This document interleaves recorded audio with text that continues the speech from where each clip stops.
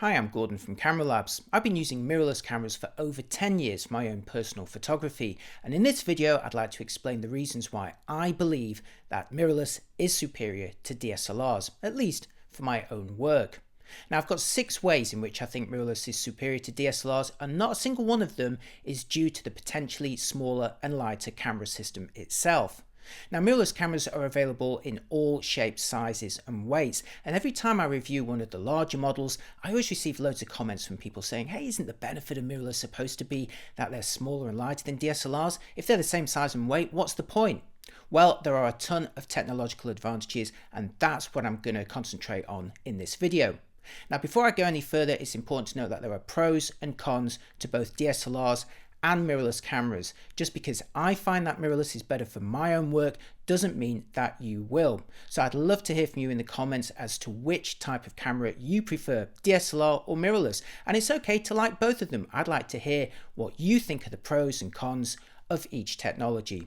But now let's get on with the 6 reasons why I personally believe that mirrorless is better than DSLR. Okay, first on my list of benefits that mirrorless cameras have over DSLRs, in my humble opinion anyway, is autofocus. Now, this may surprise you because when mirrorless cameras first arrived on the scene just over a decade ago, their autofocusing wasn't particularly good. However, in more recent years, it has improved significantly to the point that now, in my opinion, it is superior to most DSLRs, and in a number of different ways that I'll explain in this section. Now, the most important thing is that most mirrorless cameras now employ the same phase detect, that's PHASE, detect technology that DSLRs do when they're autofocusing through their optical viewfinders. Phase detect autofocus allows a camera to know what direction to focus the lens, when to start, when to stop, without any of that overshooting or hunting back and forth. It's what gives them that confidence to focus on a moving subject and keep it sharp as it moves around. However, most DSLRs, when they're composing through the optical viewfinder, limit their phase detect autofocus points to a small lozenge or diamond shaped area. It doesn't go all the way to the top or bottom or to the sides or anywhere near the corners. However, in contrast, most mirrorless cameras actually spread phase detect autofocus points across their entire sensor right into the corners. I mean, there might be a tiny little band around the edges where you don't get coverage, but it is normally much greater than you get on a DSLR. Now, this is important because it means that the camera can confidently autofocus on a subject wherever it is on the frame. This means that there's no more of this point your camera at the subject, half press the shutter to lock the focus, and then recompose. And that is important because if you're dealing with a very shallow depth of field, whether it's a portrait with a very bright aperture lens, or even just a close-up shot in a kind of macro type environment, well, that depth of field can be very, very shallow. And the distance between the camera and the subject will change when you recompose, and if you are locking the focus in that scenario, it could go slightly out of focus. I've certainly seen that in some of my own portrait and macro shots.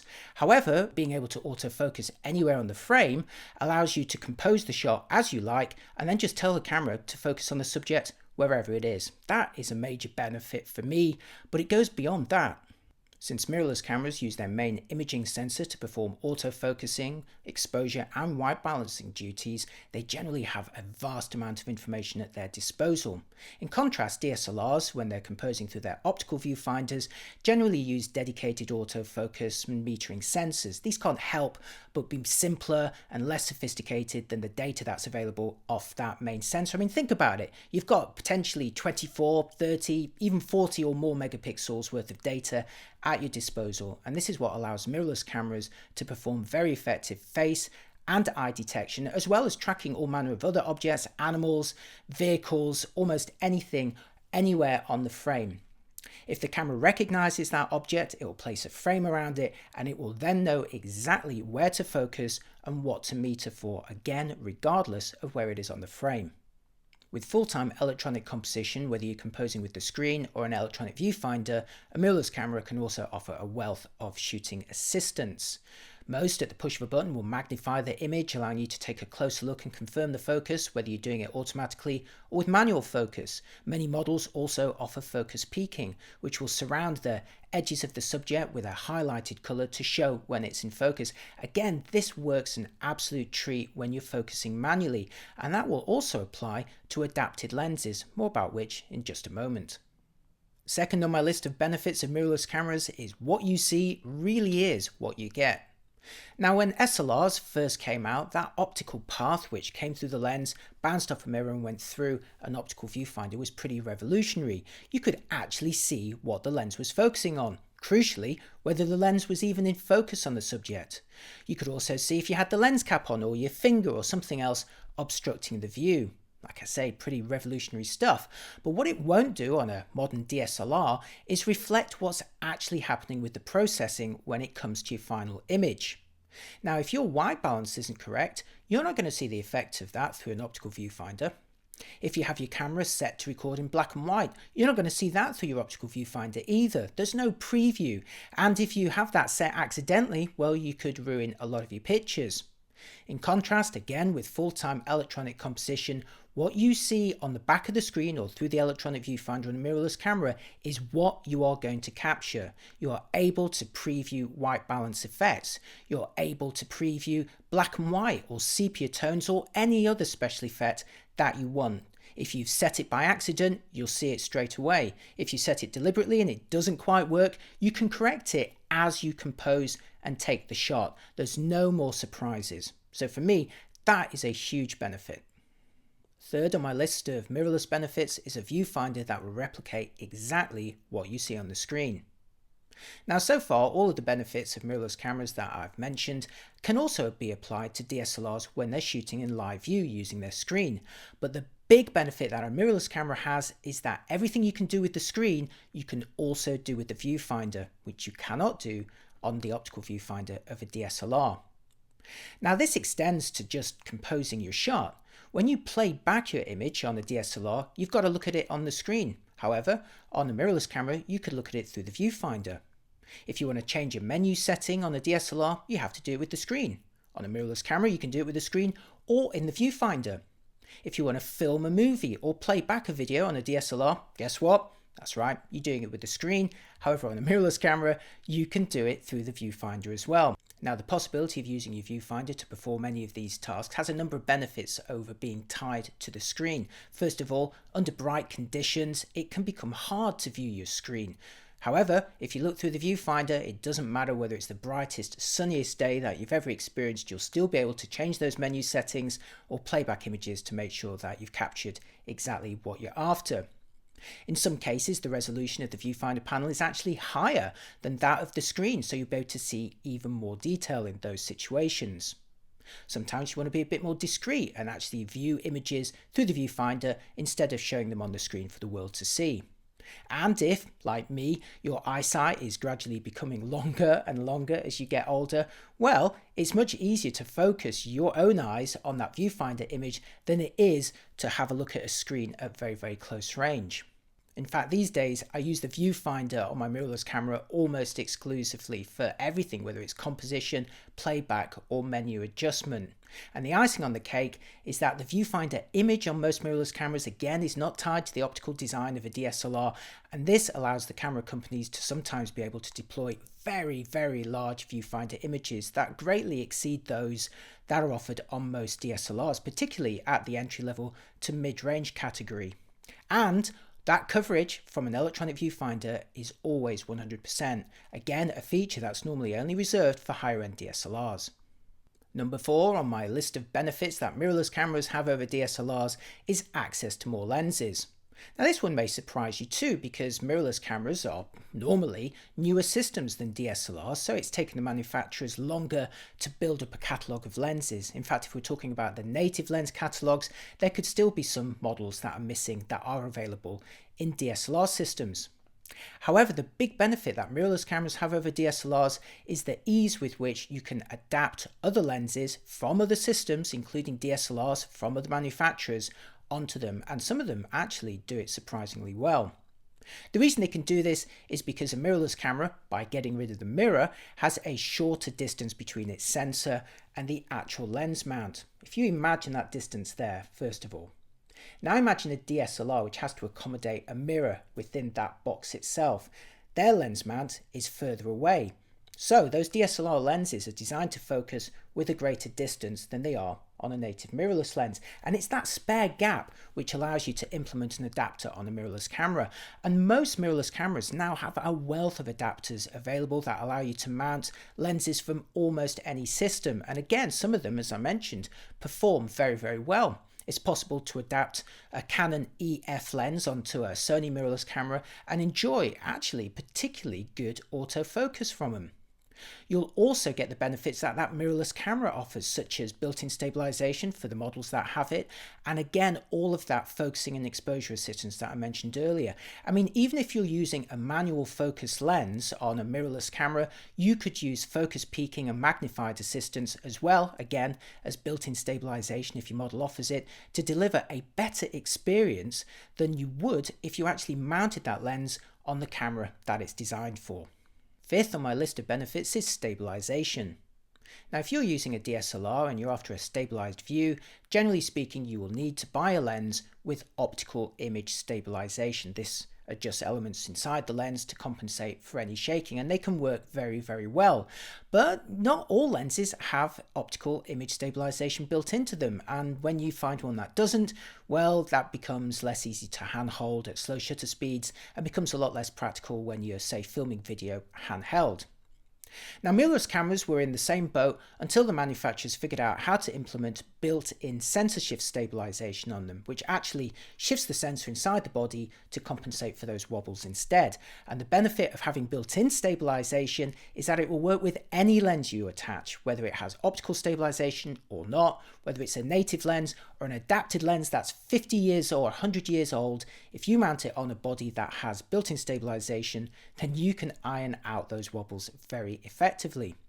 Now, technically speaking, built-in image stabilization shifts the sensor, and since DSLRs have sensors, they could also deploy this technology. However, you would only enjoy the benefit of it when you are actually taking the picture or using the camera in live view. You wouldn't see the benefit of that stabilization when you're composing with the optical viewfinder. But once again, that benefit of mirrorless cameras is full-time electronic composition. What you see on the screen is what you see in the viewfinder, and that's all driven by that main imaging sensor. So if that sensor is stabilized, then the view you see on the screen and in the viewfinder becomes stabilized.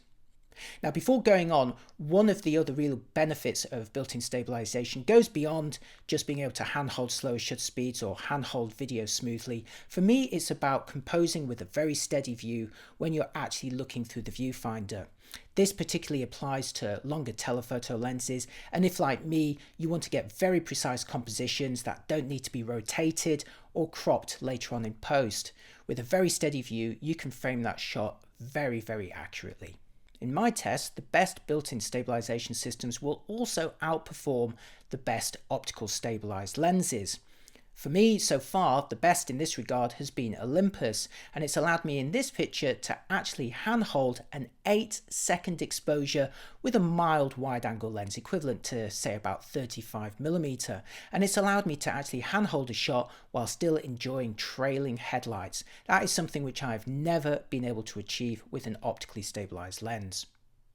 The sixth and final benefit of mirrorless cameras over DSLRs, for at least this personal video anyway, is the ability of mirrorless cameras to shoot in complete silence. Now, we're all familiar with the sound that a DSLR makes when it takes a picture. First of all, the mirror has to flip out the way, the shutter opens, closes, the mirror flips back down again. And while this process can take place very quickly, it does result in quite an audible click. Ka-chunk! We're all familiar with how that sounds, particularly when it's in a stream, a burst of pictures, say at a press conference or at a sporting event. And in some respects, as a viewer, it can actually provide useful feedback. If you're hearing a ch-ch-ch-ch-ch sound at a conference or sporting event, you know it's time to look up and pay attention because something's just happened. And as a photographer, it can provide useful haptic feedback. And like the door on a luxury car, some DSLR shutters can actually sound much nicer than others. And as a child of the 80s, I wouldn't have had the beginning of Duran Duran's Girls on Film altered in any way. However, there are times when that shutter sound can be quite obtrusive. Consider weddings or other quiet events when you've got this peaceful scene, perhaps the couple are signing some document, but in the background, you can hear that shutter firing. We're all used to it, we accept it, but it doesn't mean we have to like it. Now, DSLR manufacturers have responded by providing a kind of slower shutter mechanism, or one that could delay the return of the mirror flipping, but it's not silence. It's quieter, but it's not silence, and a lot of them don't work very well in a continuous burst mode, or it slows them down. Now, mirrorless cameras do have an advantage in this regard. They do still have physical shutters, or at least most of them do, and they still are audible. However, it is possible, if you're composing electronically, to just simply switch the sensor on and off to take your exposure instead.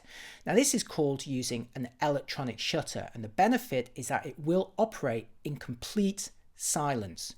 Now, most mirrorless cameras will provide some sort of either visual or false audible feedback. It can actually have a recording of a clicking sound or of a duck quacking if you prefer, but you can turn that off and operate in complete silence. Now, you might think, why am I not using this all the time? And one of those reasons is because some photographers, including myself, in more noisy environments actually quite like that sound of the shutter firing. It again provides the haptic feedback to let you know that you have taken a picture. It's just a nice sound. It's one that I like anyway. However, the reason that most of us don't use electronic shutters all the time is because there can be some visual artifacts, at least on the current models that I've been testing up to the point of when I record this video around 2020.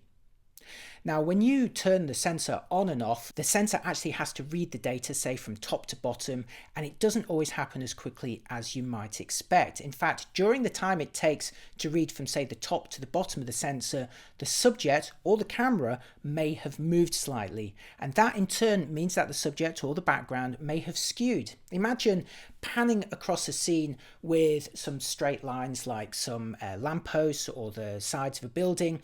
With a normal mechanical shutter, they would be completely vertical and upright as you'd expect. However, with an electronic shutter, they may slope more to the side, as you can see in this example. It doesn't look particularly good. Now, this all depends on the readout of the sensor, and some are faster than others. The best in this regard so far that I've tested is the Sony A9, so much so that is a camera you can use in almost any situation to shoot fast action with the electronic shutter alone. However, for lower end cameras at the moment, it is still a bit of an issue. It is something that will definitely improve as sensors become faster in terms of their data readout, but right now you would only use the electronic shutter for more steady, calmer, more static conditions. Think about yourself holding the camera mostly still, and for the subject being mostly still in the frame as well. Again, that's absolutely perfect for those peaceful occasions, again, whether it's somebody signing a document at an event or perhaps some wildlife that you don't want to disturb. So those are the 6 main technological benefits that make me prefer mirrorless cameras over DSLRs. But once again, it is an entirely personal choice. Just because I like them doesn't mean that you have to. So I'd love to hear what you think in the comments. Do you still prefer DSLRs?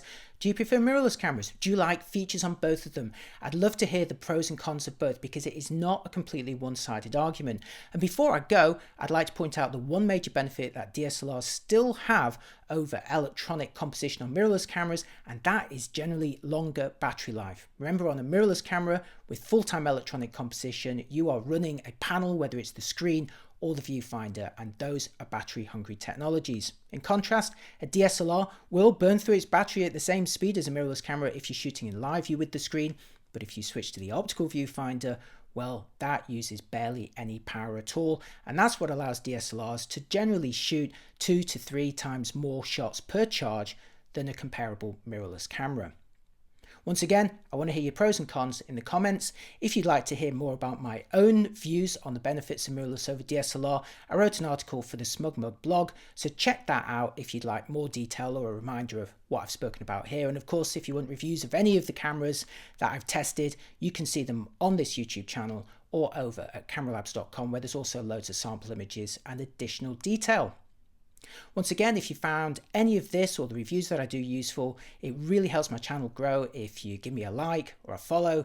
And if you find anything I do particularly useful, don't forget you can always treat me to a coffee or treat yourself to some Camera Labs merch or a copy of my in-camera photography book. Thanks again for watching, and I'll see you next time. Bye bye.